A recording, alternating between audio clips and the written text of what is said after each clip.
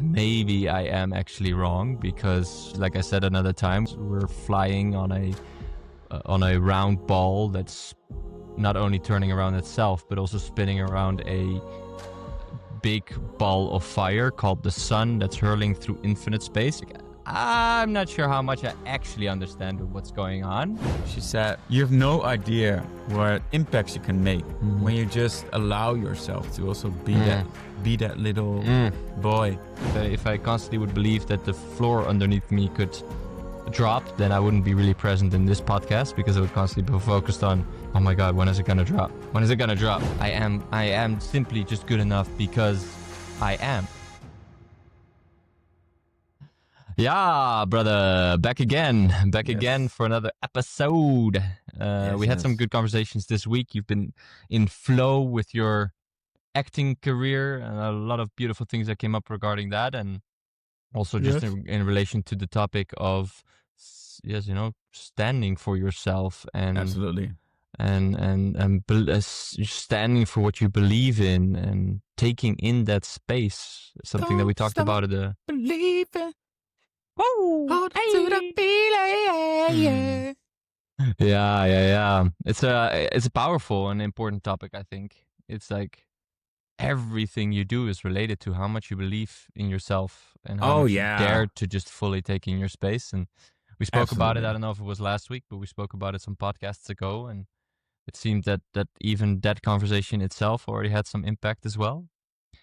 And let's dive in. I was just, it's a topic that when we're believing in ourselves, I think I talked about that yesterday.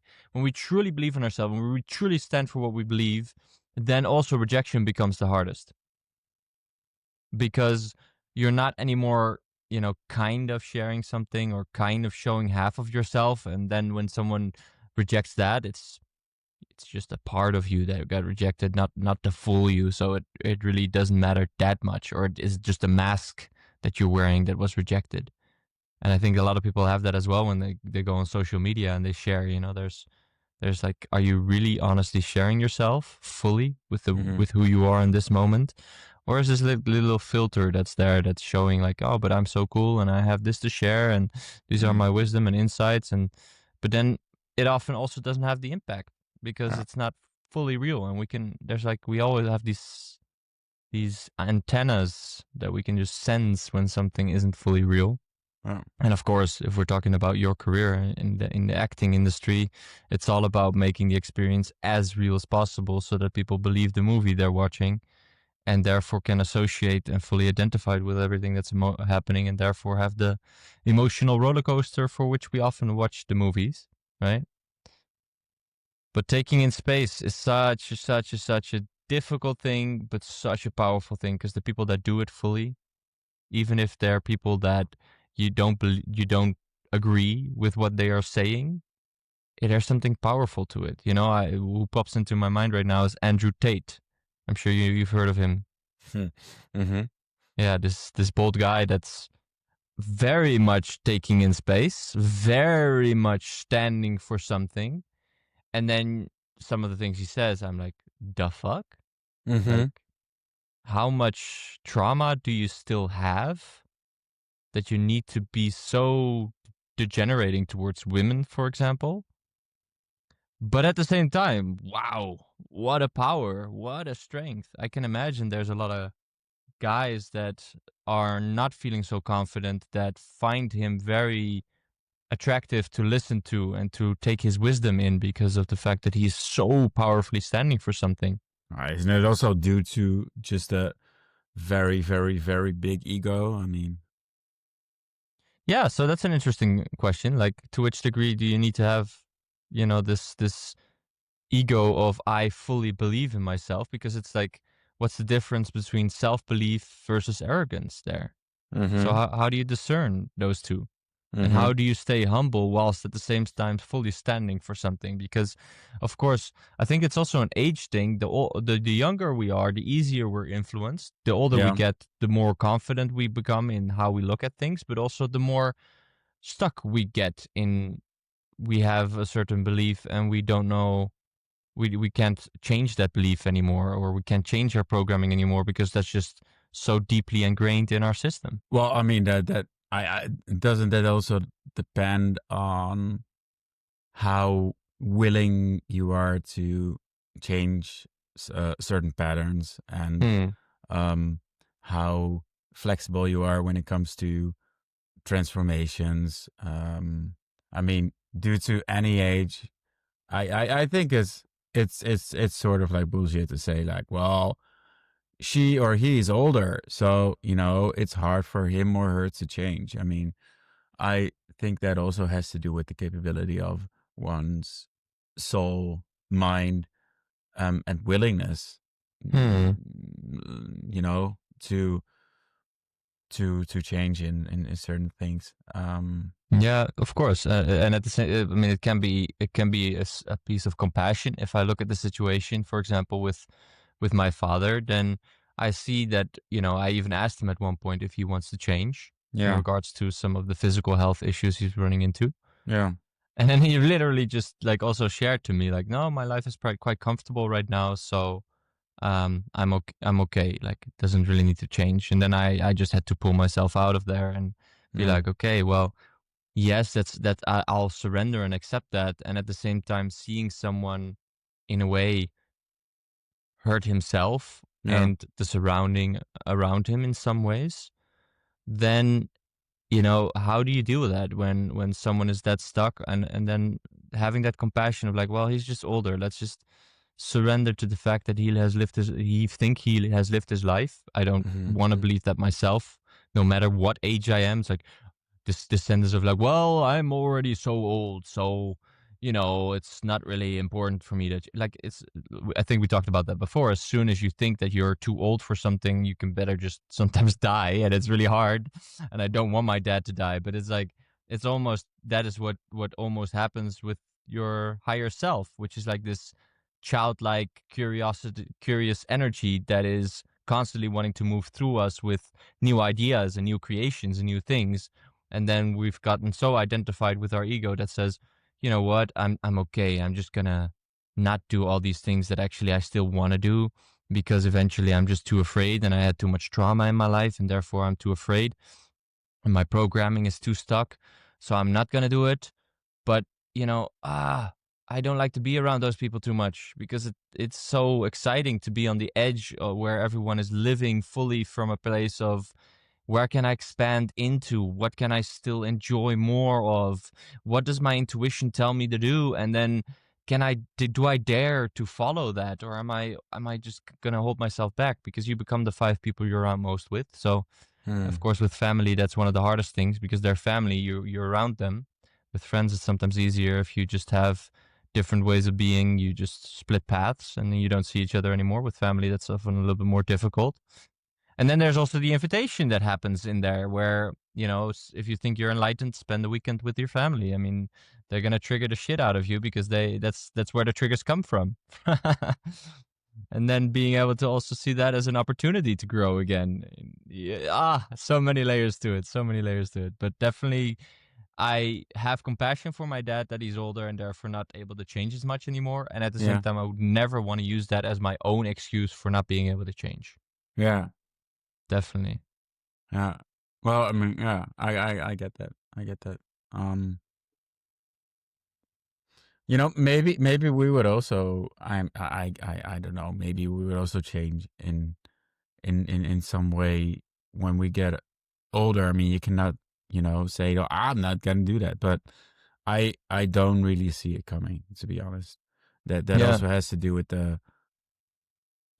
how much energy and effort and investments you already made in your own soul, in your life, in your way Yeah, how to fair deal with enough. things, right? Fair enough. And at the same time, there's, of course, the stronger you get in standing for something, it's as if you're like, I'm seeing like roots going into the earth when they're really, really deep. You're not just going to unroot a tree that's been standing there for 100 years that's really rooted. You're not just going to unroot that so easily Well, and it's just really move it to rude. a different place. What?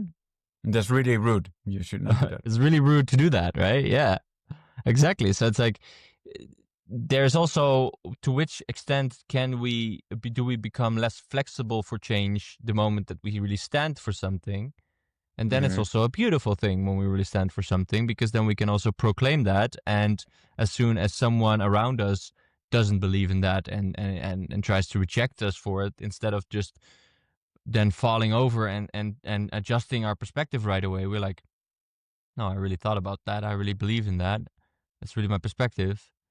But then, yeah, like I said, to which extent are we staying humble enough to know that we don't know, right? Like what was it? Socrates said, "All I know is that I don't know." I believe Socrates, Yeah, right? Or was it? or I think Aristoteles. Aristotle or Socrates, I guess.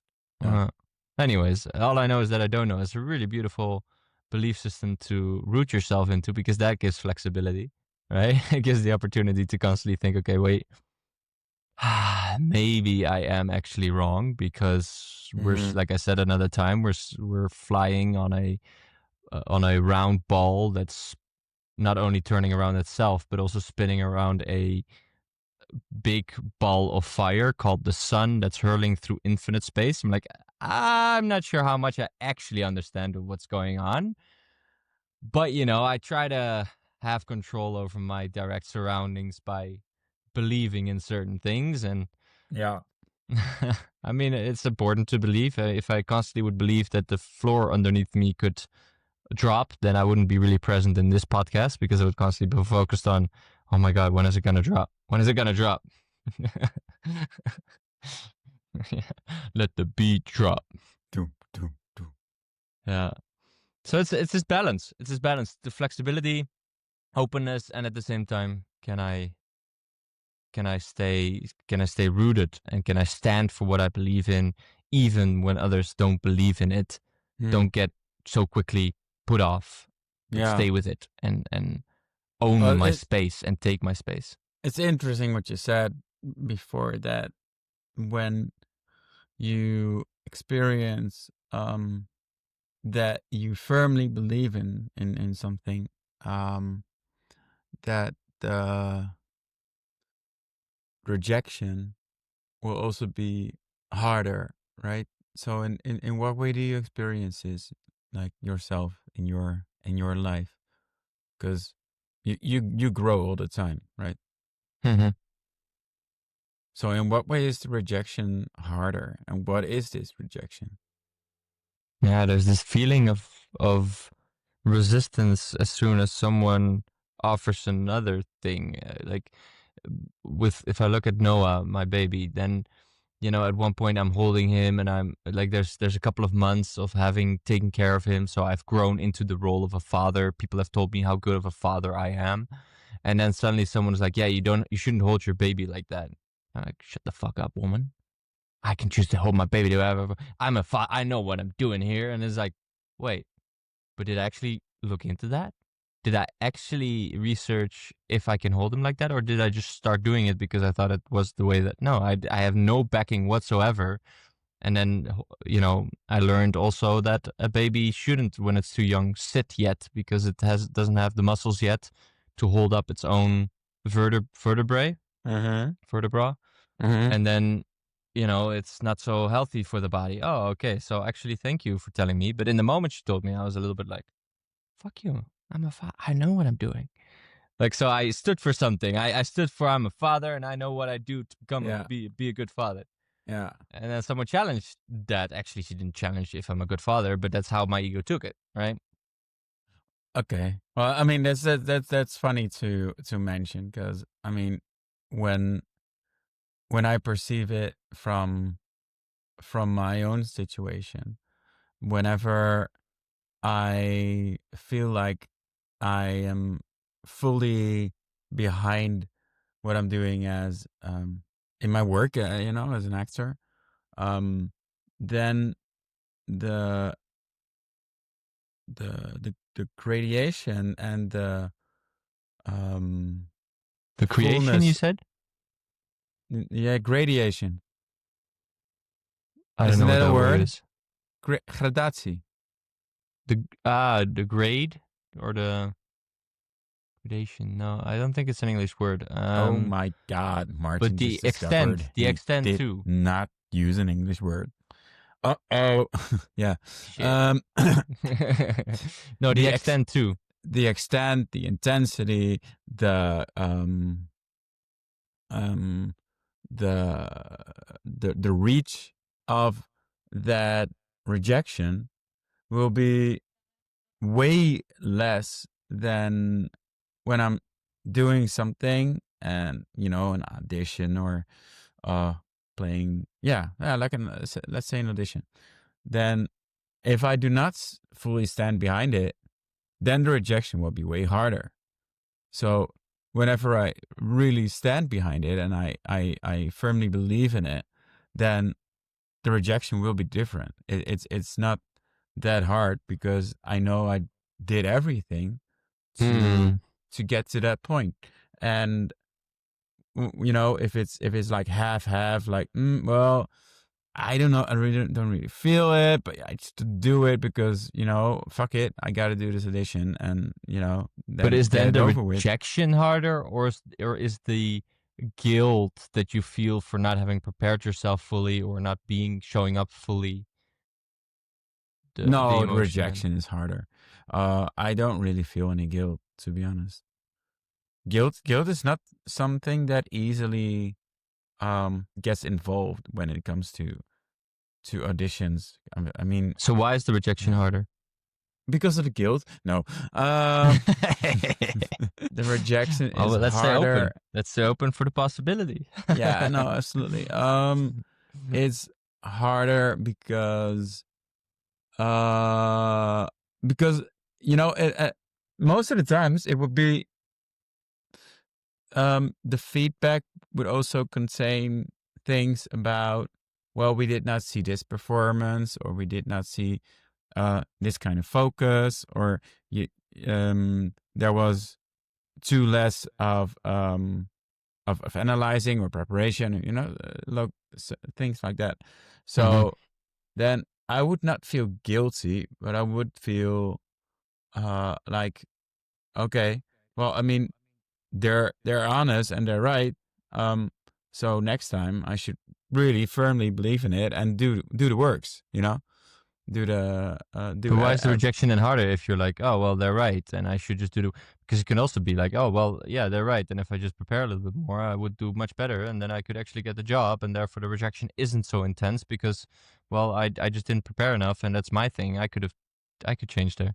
Yeah, no, I mean the rejection is harder because that space that is empty or not filled in the right way remains like that, right? And then I'm Which like, space? Sorry, like I didn't get that fully. well, like if I do not firmly stand behind it, or if I did not learn my lines properly, which rarely happens. I mean, I cannot do that at all. I mean, then I would Hmm. be a lousy actor.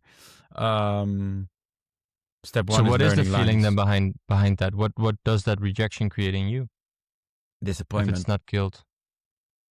Disappointment in Absolute. yourself? Yes, absolute disappointment. Yeah, Mm, yeah, clear. yeah. Yeah. So it's not guilt. I would not say No, it's no, guilt. I get No, you. I get you. So it's a disappointment in yourself in that sense. absolutely. Um, yeah. Well, that makes sense. And I'm still questioning if then if it's the rejection that's harder, or if it's the disappointment in the fact that you just didn't prepare yourself well enough. That It's a actually, disappointment from the because rejection if you because did prepare yourself really well, yeah, and they say that, it will be yeah. different. Absolutely, because then I mean I knew I did everything right, Mm. but Mhm.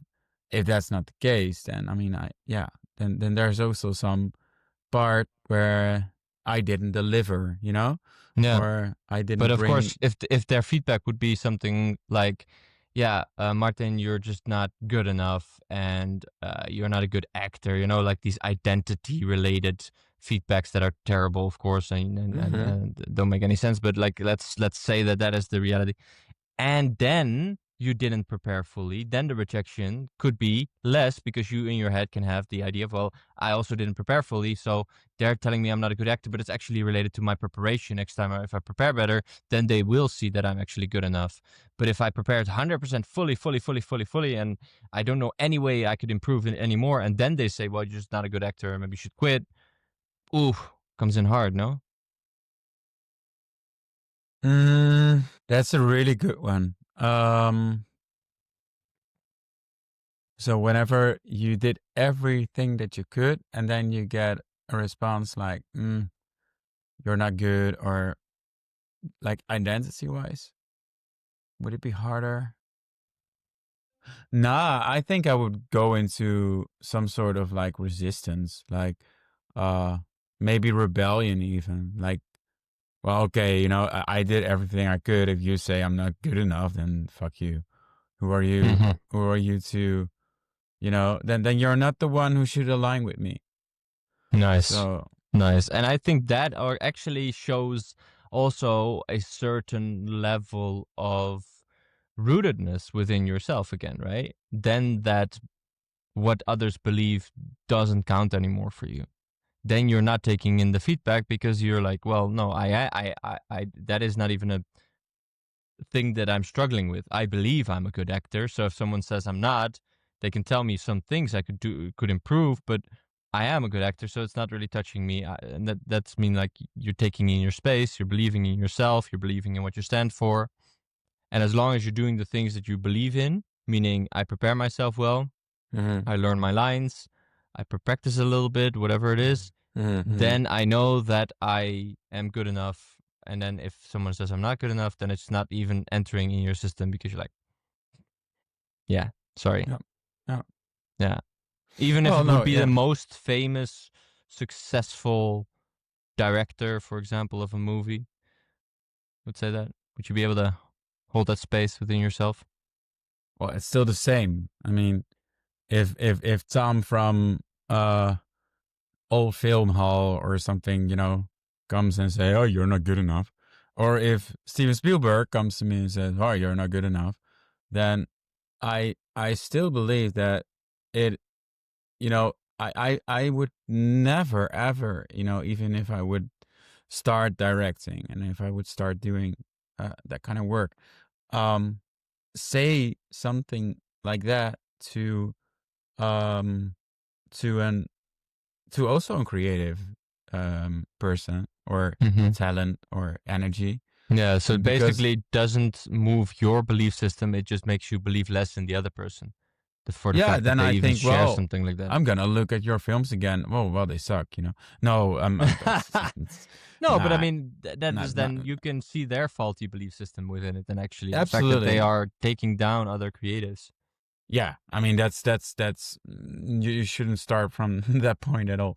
Mm, If mm, if you're if you're a really good director, I mean, then the feedback would be different. You would not say you're not good enough, because that's already sort of swinging a sword over all the other potential that's still available. And there are so many circumstances or um things, aspects that really um have play such a big part in the whole acting, whether it's place, or whether it's the right timing, whether it's the right feeling. I mean, you could have been through some very major life events, and maybe that kind of knocked you off the ground. I mean, if my parents would die like today, and then tomorrow I would get like the role of my life, and uh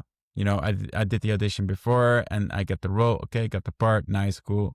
Now we're gonna start filming. Like, and then if that happens today, then it could be a very, very a big possibility that my delivery or my work tomorrow could suck. It could, mhm, mhm. because you know you're sort of dependent on the circumstances. So, Yeah, but no, yeah, I mean, cut back to, I mean, any real good director, whether, you made a few movies or you're already a very established name. I mean, you should never. I think that no director should ever approach the field like that, because you're also taking down your own potential. Yeah. Uh, Yeah, of course. It's projection is reflection, right? So in the moment you're saying that to someone else, that's the lens through which you look at reality, and therefore you're most likely also looking at yourself like that, and you're yeah, judging yourself with that same perspective.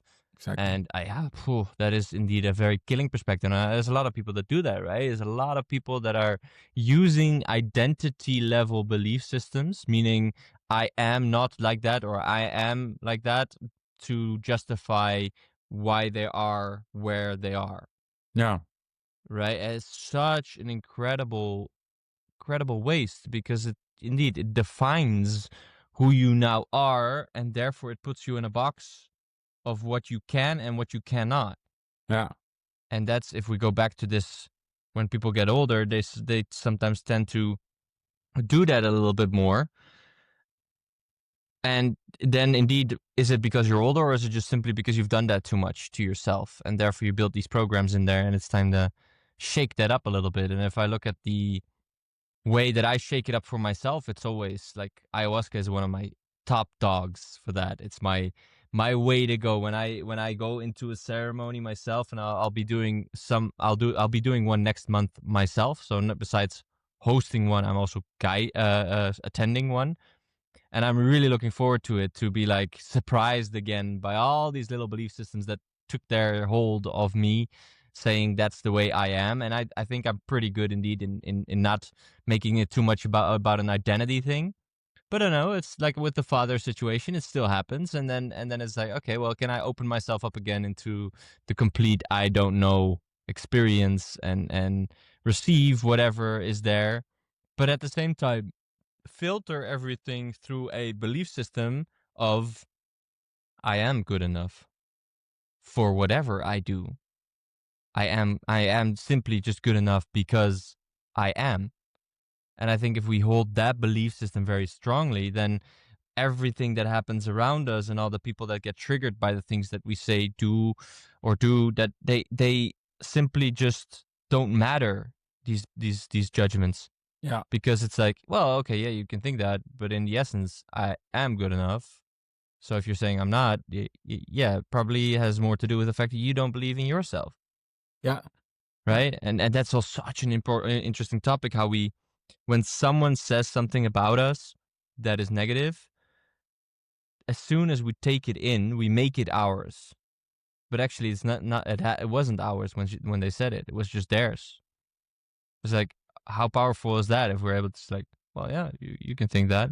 And if it's constructive feedback, of course, to help us achieve a specific goal in our life, in playing the game of life, and we have a specific goal that we want to attain, a certain business we want to build, a certain role that we want to get, then getting feedback from someone who's down that path, who has a lot of experience, is really beautiful. But it should never tarnish on the belief system that you just can't do it, you're just not good enough for it, because that's just bullshit, because we're infinite beings that have hmm, infinite potential.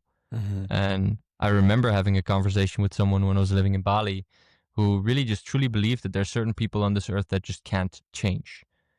I was hmm, oof, oof. I 100% disagree. And even even if there would be some people where that would be the case, even if, then believing that makes you look through the world at the world with that filter, and then you're yeah, judging constantly people based on that filter, which is very limiting for yourself as well, because now you're constantly judging people already and saying, okay, well, no, that person not, because they can't change. yeah, And I mean, if you look in a relationship, sometimes you have like some process with your partner, and they are having a program that triggers you so incredibly. You're like, oh, that really needs to change. But if they can't change, then this will never work out.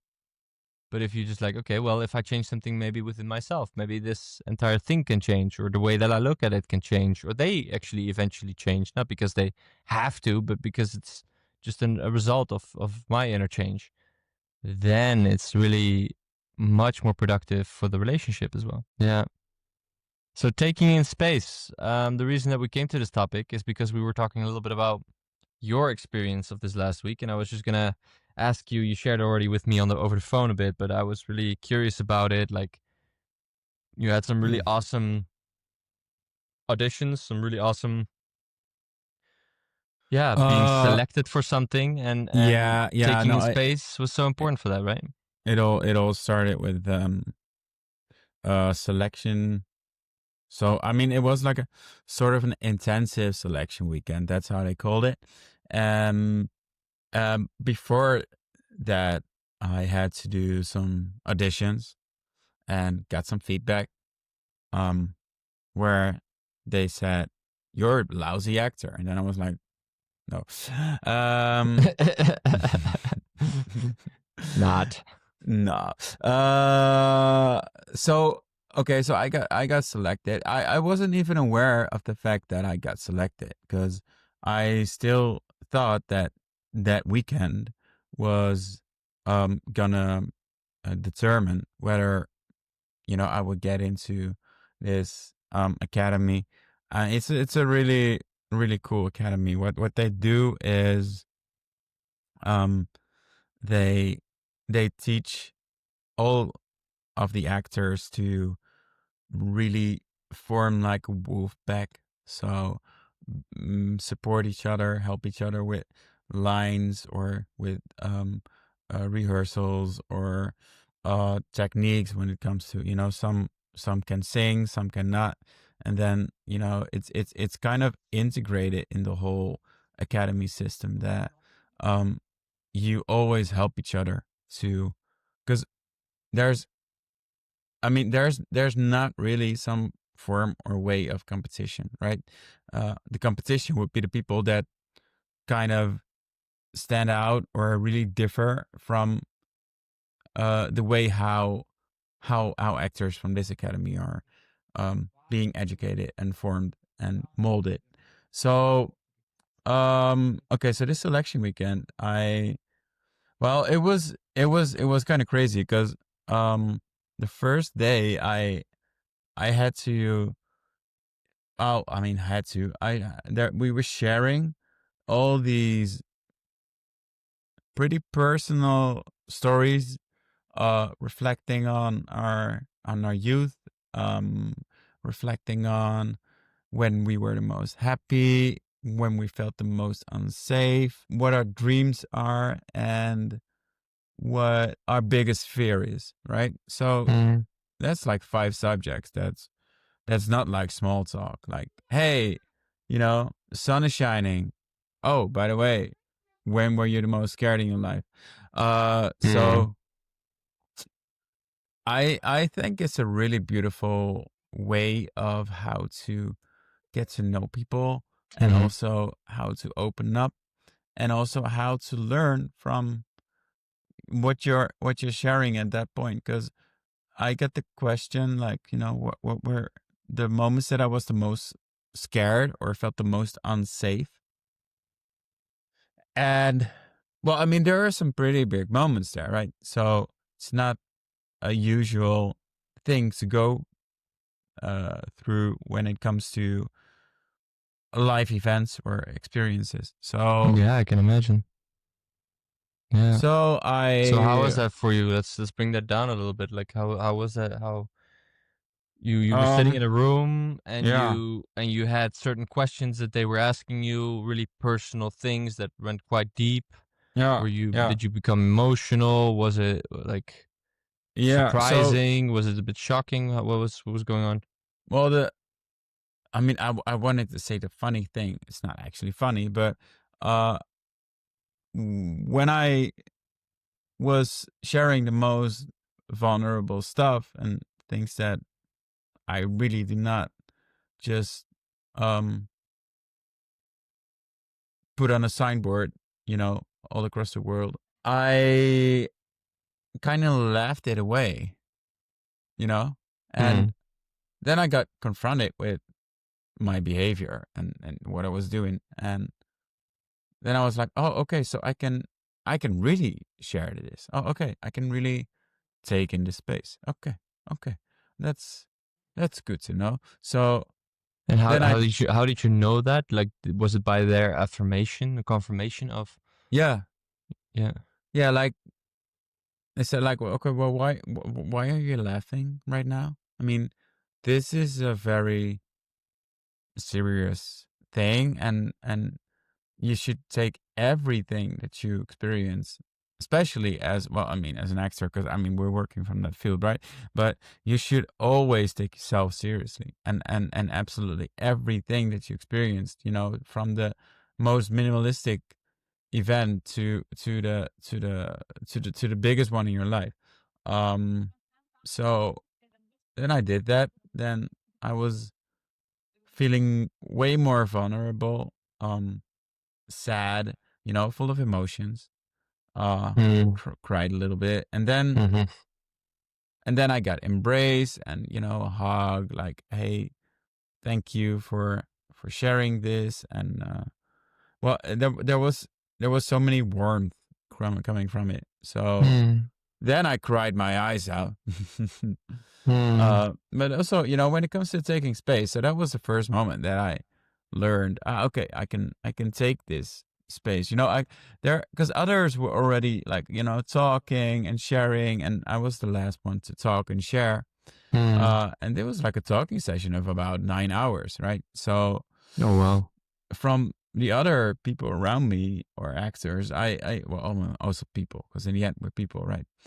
Mm, Um, I I already, you know, saw some examples of, oh wow, okay, so so this guy really, you know, takes in his space, but not in a bad way. I mean, he has mm, such a very transparent voice and really, you know, made his voice uh true mm, and valuable.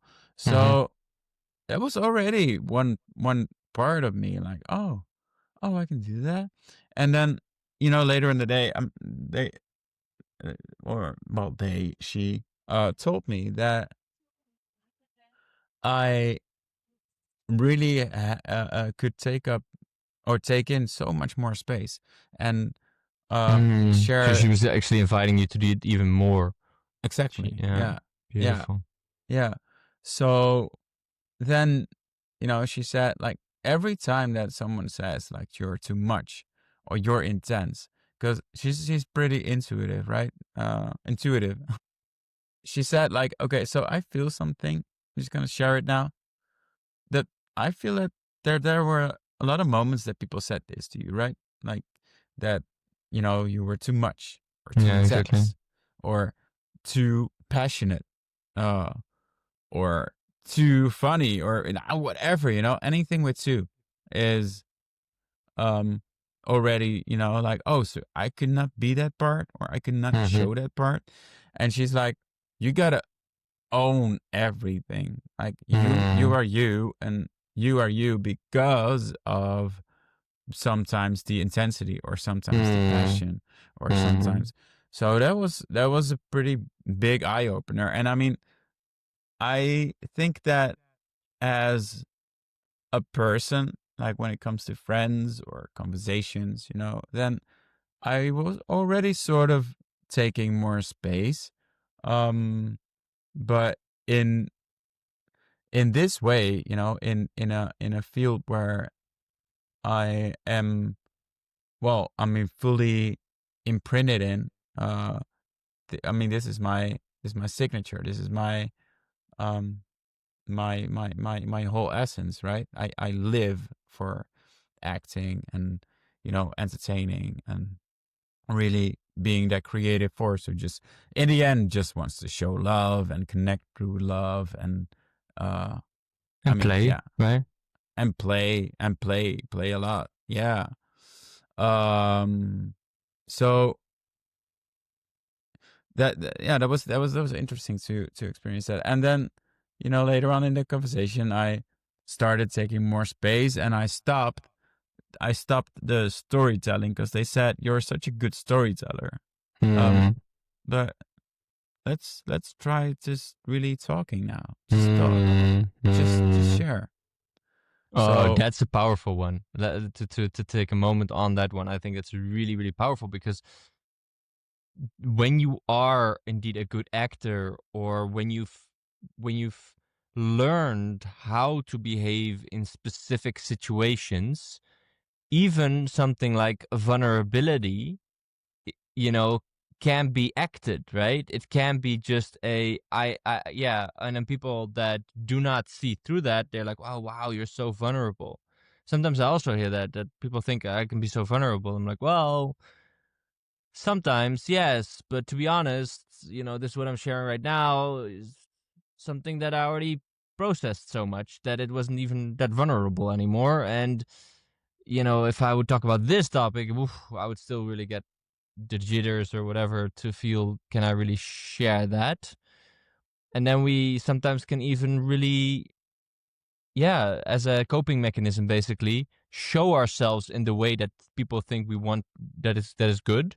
yeah, Meaning, if vulnerability is seen as a good thing, then I'll show vulnerability, but in an acted way, which makes it not really vulnerable, but because you act so well, it looks, it looks real. yeah, Until you find someone like your leader who's really connected to her intuition, that can just feel how it's off, can just feel there's like, nope, there's something behind that. Like, what else? What's deeper? Let's go even deeper. exactly, It's exactly. Yeah. And like that part was also so that that didn't have to do with raising my voice or making it louder. No, of course, It yeah. had to do with where is this voice coming from. So Mm. when I kept it more intimate, I guess, and more really sharing from what I felt and not from what I wanted to tell. That was a big difference, major difference. So that was the first day, and um, the second day, I already took in the advice a little bit. So uh, we had to um, we had to look into photo albums and pick up or pick out, not pick up, well, also pick out a photo of us as a younger kid. So, Um, photo album of yourself when you were a kid.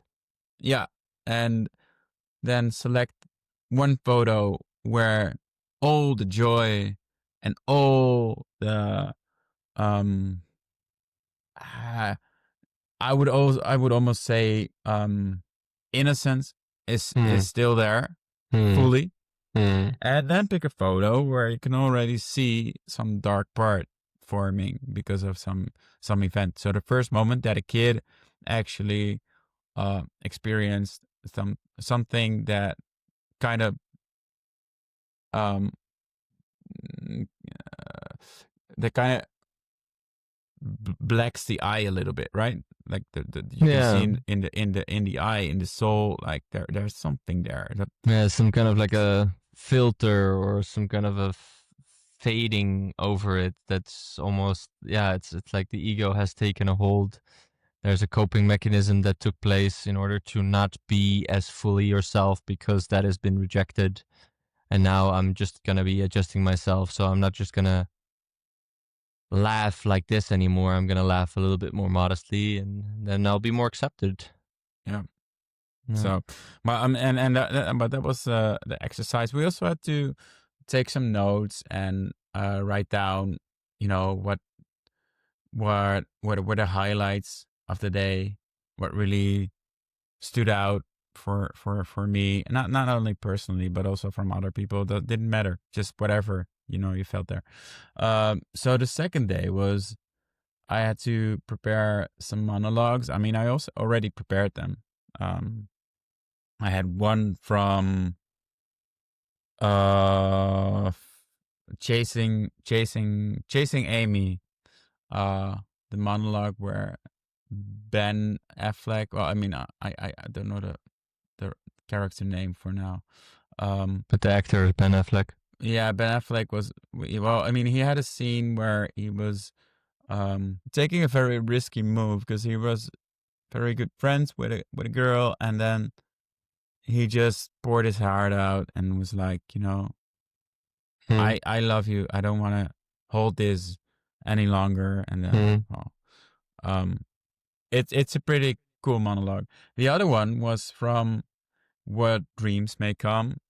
Robin Williams is the one playing that part, where he's thanking his wife for everything that she did in his Hmm. life. And so then I practiced the monologue from both scenes, and then we still had to do some talking first, and we showed the pictures from with the kid, and then we looked at the photos in um where we kind of um put our hands on one part of the photo where you could really narrow down the left eye and the right eye, and then go see the Hmm. difference, Interesting. uh which was cool, and And what did confronting you see? also.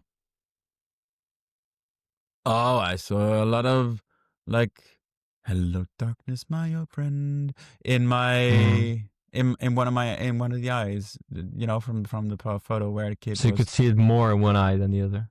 Yeah, yeah, absolutely, yeah. Because one eye is memorizing it all and saving it in a sort of storage system, and the other eye is observing, right? Is it?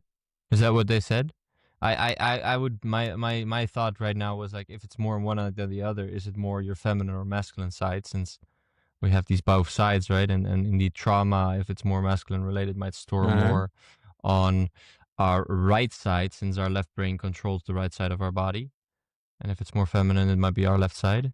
But I don't know. Is it so that one eye is more observing? Why is that? Could be. Well, I mean, in this photo, Yeah, in this like the. specific photo, you saw that. Yeah, Yeah, yeah. yeah. It's not that, that As a it's. theory. Yeah. No, no, no. It's not like your this eye is and this eye is.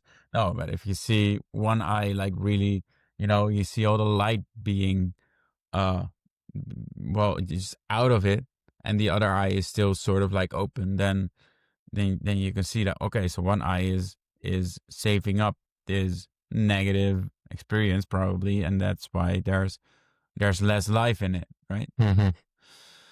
So after this, we did the monologues, and um I did the monologue. I was second, I believe. Was I second? Yeah, I was second. Yeah.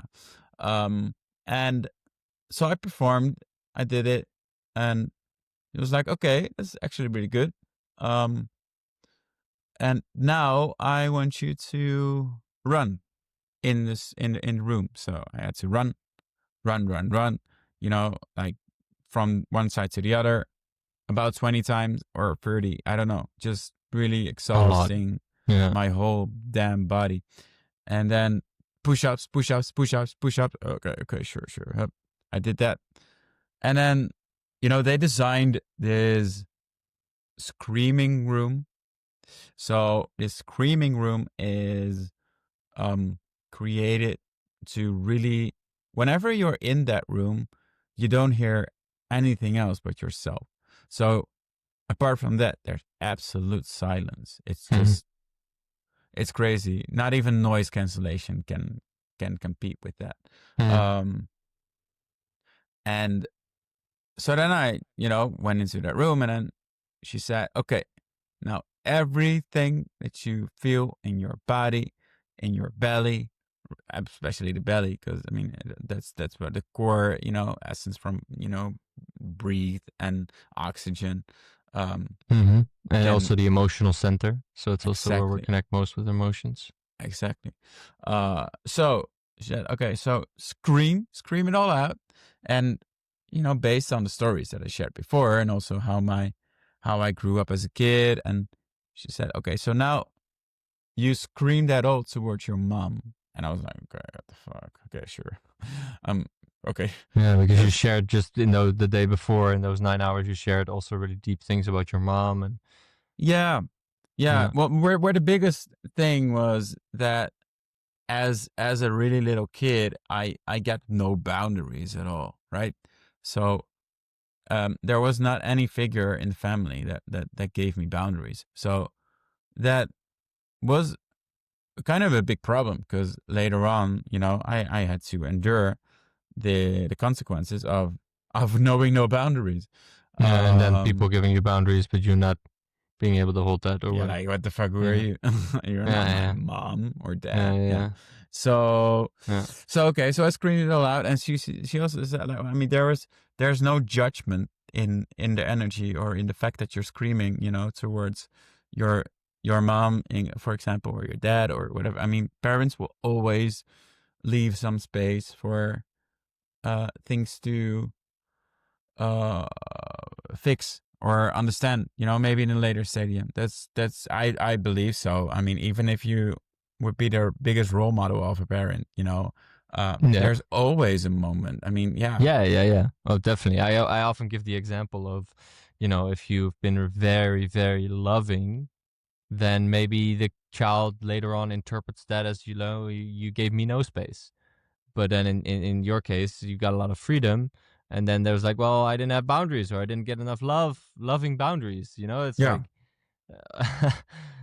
or there's always something that can develop as a trigger, which I think isn't the entire part or the entire role of this life, is to first have the experience of getting confined and getting traumas and getting contrasting experiences.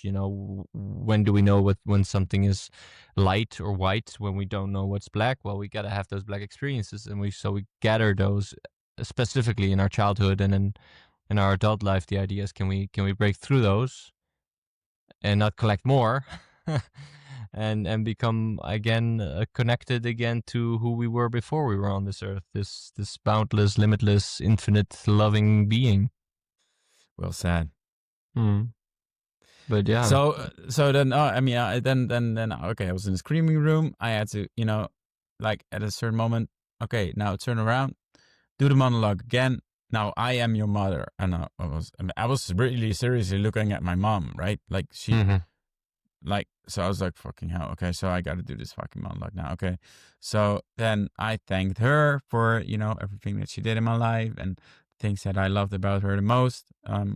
Because Also, that was the monologue, was about yeah, love. yeah, yeah. I mean, he was doing it to his wife, right? But now I had Yeah, to I do don't it I to don't my know the mom. So, scene, but yeah, yeah. um, Send it to me afterwards. I'd I be will, curious to see. Yeah. I will. So okay, so then I did that, and then she was like, "Good, good, okay, good, yeah." So I was already crying my eyes out, feeling all these emotions that I don't know, didn't really feel like that before. So then she Mm-hmm. was like, Just "Okay, good, close your eyes, come with me, take my hand, you're doing good." I was like, "What the fuck? Okay, sure." And then she said, "Open your eyes."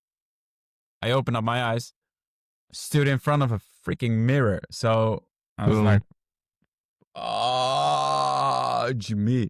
So then What she did you was like, see in that moment? What did you see? What was the fudge me for? "Oh my God." I mean, I saw myself in such a vulnerable position, and all these I never saw these eyes before, like so open and Mm. also so intense, so much there. I really saw like the young Martin, right? Mm. The little Mm. kid, the soul, Mm. the everything from the soul. So it was Mm. overwhelming. Yeah, I can imagine. Absolutely. And then she said, "Do the monologue again." And now Towards yourself. it's towards yourself. So Oh I was like, shit. "Oh, okay, sure." That's Yeah. a bunch of self love. Yeah, absolutely. So I did that, and then I got some really nice feedback. Um, she said like, you have no idea, what things you can, or impacts you can make Mm-hmm. The when potential you still have.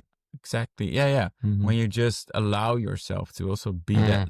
be that little Mm. boy with everything that you took into your life and learned from your life. And also during the monologue, at the mirror, I also felt that that my little kid was having a conversation with the current person, Version. Yeah. current version, Yeah. and that there's transition over and over and over. So Mm. absolutely powerful. It was wonderful to experience that. And I mean, I got beautiful feedback, and you were like, "You're so very welcome here. You're unique talent, and So you we got love selected. to." Yeah, I did. Yeah, Yeah. yeah, Woohoo! So yeah. good. That So was like good. the last So part of selection. mm, Whereas I actually already was selected. I didn't know. I had yeah. no idea. Yeah, I went into this whole weekend like, I gotta go for selection. yeah, So exactly. But you got a selection, and at the same time, you got the best coaching session ever. yes, Yeah. absolutely, yes, and like so. I can already feel like my voice vibrating from this, right? So then a few days later, I had to. Well, I had to. We had like a general filming day from the agency where I'm being represented Casted, by. right? The casting agency, or No, it's how the is it called? talent agency. So Talent it's agency. Okay. so where my agent is uh or should be fixing roles. Ha ha ha. No. Isn't that also a casting agency though? Like they No, help you casting cast agency you, is or no, a casting agency is like they they search for people who fit into certain productions. okay, yeah, And talent agency or it's management, basically however the you other want to way call it, around. Yeah, is the representation of yeah, creatives. yeah. So to deal with contracts, or get bigger fees, um discuss the terms of productions, or putting them on the table, like, hey, I got this talent, maybe you should work with them, or him or her, whatever. Hmm. So okay, so I went this general film day, and I wrote a little scene myself, and I chose one of the actors who she's adorable. She's really good. She is just, I don't know. First moment that I saw her in my life, I was like, "Fucking hell!" This is one of the standards that would absolutely fit into a dream girl. Whether it's love or friendship doesn't really matter. She's just a really beautiful soul. Um, and I wanted to play with her, right? Hmm. So she played as my wife, Counterpart, wife. counterpart. Yeah. Yeah, wife. Yeah. Hmm. Well, wife, girlfriend, I guess. And the scene was about because I have this desire to also be a father one day, right? Would be awesome. Um, and I used that in the scene itself to as a motor. That's what the scene was about. So during the day, um, I felt some changes also shifting in myself. So normally I would never say, I want you to wear this and not that, because you already sort of made a choice. Like, I think this is homey, right? And normally I would say like, oh yeah, cool. No, whatever you feel is good, fine, do it. Hmm. Hmm. But now I was like, I don't want you to do that. I want you to put on the dress, that one. Yeah. Now, okay, so use that for your hair. Okay, cool. Let's go through the lines. Yeah. Okay. So, you say this and this and this. I don't really agree. I think you should say this and this and this. And I was like, Can I what? take it in that space? Can I really? Who's talking here? Yeah, exactly. Ah. So, and also during shooting, and during uh the further involvement of the day, Hmm. there were those little moments where normally I would say, "Oh, sure, it's fine," Let's but not say normally. We're before, right? where before, Because this okay, is the new normal. yeah, It's just your old ego is still adjusting to the new integrated sense of self. good point. So where before I would say like, "Oh, it's good, it's fine," and now it was like, it's not fine. I don't.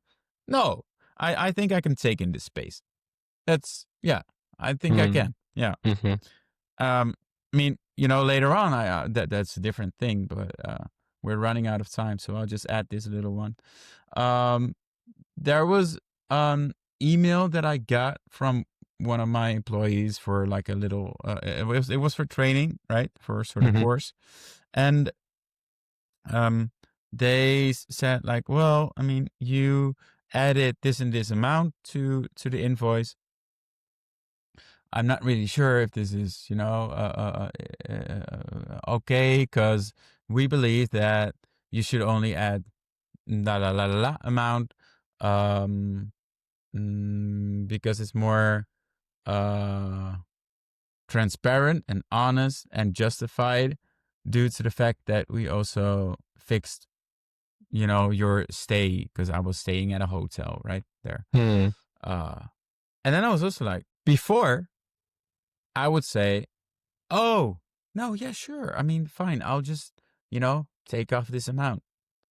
And now I was like, nah, we're not, no. I mean, so I replied very businesslike, where before I would respond in a more emotional way. Hmm. And now I responded like businesslike, like, well, you're saying, I should Mm-hmm. take off this amount. I don't feel like this is justified. And I also don't feel like you should use the situation of, um, giving me possibility to stay somewhere. I feel that's unjustified because, the effort and energy that I put into it, is still the effort and energy that I put into it. So if, in, future events, you would like to, take some amount of the invoice because of this and this reason, then I would really like to know that before. Yeah, of course. Of course. Yeah, And you anyways came there for them, right? exactly. Yeah. So I was like, and I mean, it's easy, I guess, for like a CEO from a company or something to use this kind of instrumental communication, right? Where they, think like, oh, I mean, it's an actor, most of them will just say yes, it's fine. Mm-hmm. But not me. Yeah. Because you believe in yourself. You're taking your space. I always believed in myself, but now I believe that there is so much more space, Yeah. and room to expand, to grow, to really let my voice sound, and not like, "Rah," but more like taking the space, Yeah. doing In it, the most you know. authentic possible way, whatever that Exactly, authenticity in that moment means, if it's loud or if it's just very, very quiet in that exactly, moment. Yeah. exactly. Powerful, man. Powerful. So you have some really nice show reels from your talent agency that are coming up. And you're having a Dude, new. I cannot wait to show you the scene because Yeah, I I always saw love a few those when you images, share that. right? Yeah. Oh my god! So that Nice. only like that scene itself is gonna be cool, and I can immediately use it for my show reel. Which is the funny thing, I mean, from all the productions that I did, um, there were some high quality ones, in all of those. Um, this scene, however, is immediately just making such an impact. It's crazy, and maybe also because of the past weekend, right, with the selection weekend, and like there's some part is being freed. Fuck yeah. Yeah. Fuck yeah. Yeah, I could feel it. When you called me, you shared a bit of the story already. That was the first thing that I felt. Like there's this deeper layer of Martin that's like fully holding his truth and is expressing his excitement. I've seen it before, but it's not to the extent that it happens all the time, and it was, yeah, it was raw, it was real, it was powerful, and I can only applaud that realness, and I think that if we take it into summarizing and closing off this podcast, I think that it's just, let's just really all do more of that. Let's take our space. Let's fully believe in what we believe in, and stand unapologetically for it, and collect people around us that are cheering us on, that are saying, you know what, you are saying that you want to do that and you're actually doing it, and it doesn't matter what the result is in that moment. You're just doing it. You're taking your space. You're creating it. And there's gonna be people that are gonna be resonating with it, and I think eventually most people will resonate with it. Only the ones that get triggered by it, indeed. If you were quote unquote too much, like you had in your past, I think a lot of people can relate to that. Let's be honest, being too much is nothing else but someone else being uncomfortable with how much you are, Yeah, projection, right? because Yeah, they are themselves not allowing that, yeah. and it's the moment that we can get through that. Yesterday we did a Make Me Better round, which is an amazing round we do where everyone just shares a little bit. It's related to the business, around the supplements that I do, what we talked about in a different podcast. And then we have this circle, and everyone speaks out where they are with the business, and what things they are noticing that are going well, but also what things they might find difficult still. And then we, as a circle, we chip in, we chime in, we offer some input. And this wasn't so specifically related to the supplement business, but with this person, but there was one person, and she really was sharing intensely how right now, physical health wise, she's not trusting herself so much, and she finds it really difficult, and she's looking for things to fix it, to change it, to improve it, but she's looking mainly outside of herself. And at one point I also felt like this energy of like, ah, you're too much in this fear, and by this fear going to doctors, going to other places in order for them to tell you you're okay, but you're actually going through incredible transformation. And if you just fucking allow yourself right now to sit still with it, and to say, okay, I'm not going to move until I'm transformed, like a butterfly going into its cocoon, not just like, oh, wait, I'm being encapsulated into this Hmm. silken shell. I have no space. I'm in this shell. What's happening? I don't want to be in the. Like, no, no, no. You're in the shell. Yeah, it's going to be feeling a little bit confining because it's the transformation process. And it's Hmm. going to be uncomfortable because it's the river of change. But what if we just fucking allow ourselves to understand that everything is definitely working for us, and that we can become a new version because that's what we've been asking for. And sometimes that's happening in a way that we don't like because it's the unknown. And often the unknown for the ego is something scary. And so we're going to feel fear.